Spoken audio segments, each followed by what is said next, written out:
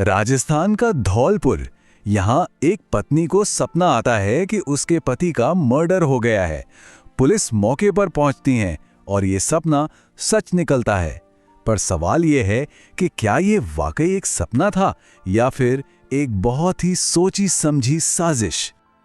ये चीख थी रजनी की, एक ऐसी पत्नी जिसने दावा किया कि उसे अपने लापता पति रविकांत के बारे में एक भयानक सपना आया है, या कम से कम उसने सबको यही बताया। परिवार के लिए तो ये एक सदमा था, पर पुलिस का माथा ठनका।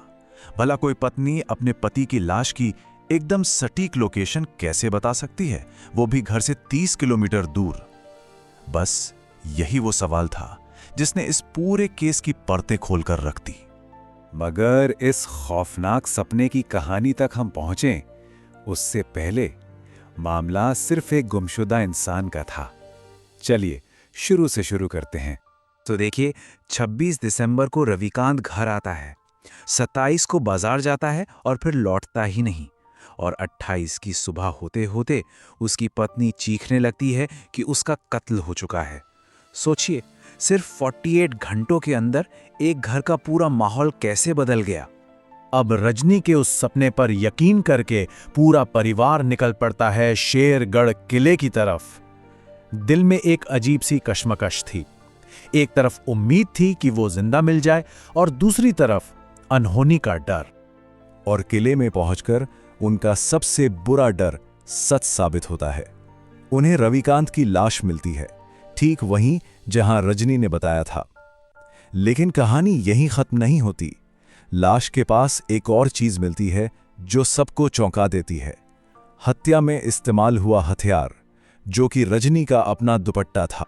अब देखिए, पुलिस के लिए सपनों की कहानियों से ज्यादा सबूत मायने रखते हैं, और वो दुपट्टा एक बहुत बड़ा सबूत था। अचानक पुलिस का शक उस रहस्यमयी सपने से हटकर सीधा पत्नी पर आ गया। जांच जैसे जैसे आगे बढ़ी, पुलिस ने रजनी के फोन रिकॉर्ड्स चेक किए, और जो सामने आया वो हैरान करने वाला था। वो दिन में करीब 6 घंटे फोन पर लगी रहती थी, पर अपने पति से बात नहीं कर रही थी। वो बात कर रही थी शाहरुख नाम के एक लोकल ऑटो ड्राइवर से। और यहीं से इस कत्ल का मकसद साफ होने लगता है।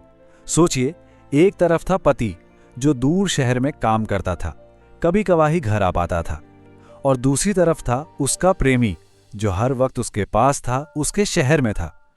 पुलिस को यह समझने में देर नहीं लगी कि पति अब इस रिश्ते के बीच का कांटा बन चुका था। तो जब पुलिस ने शाहरुख को उठाया और सख्ती से पूछताछ की, तो सारी कहानी सामने आ गई।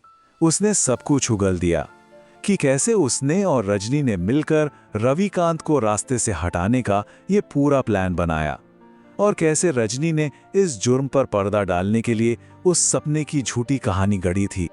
ये क्लासिक केस था ओवर स्मार्ट होने का। रजनी को लगा कि सपने वाली कहानी उसे बचा लेगी, उसे एक बेचारी पत्नी दिखाएगी, लेकिन हुआ इसका ठीक उल्टा। उसी कहानी ने उसे फंसा दिया। सोचिए, लाश की सही जगह पता होना और मर्डर वेपन का सीधा उससे जुड़ा होना। पुलिस को और क्या चाहिए। और असल में ये क्रिमिनल साइकोलॉजी का एक बहुत ही आम पैटर्न है। कई बार अपराधी पुलिस को गुमराह करने के लिए इतनी उलझी हुई कहानी बना देते हैं कि आयरनी ये है कि वो कहानी ही उनके खिलाफ सबसे बड़ा सबूत बन जाती है।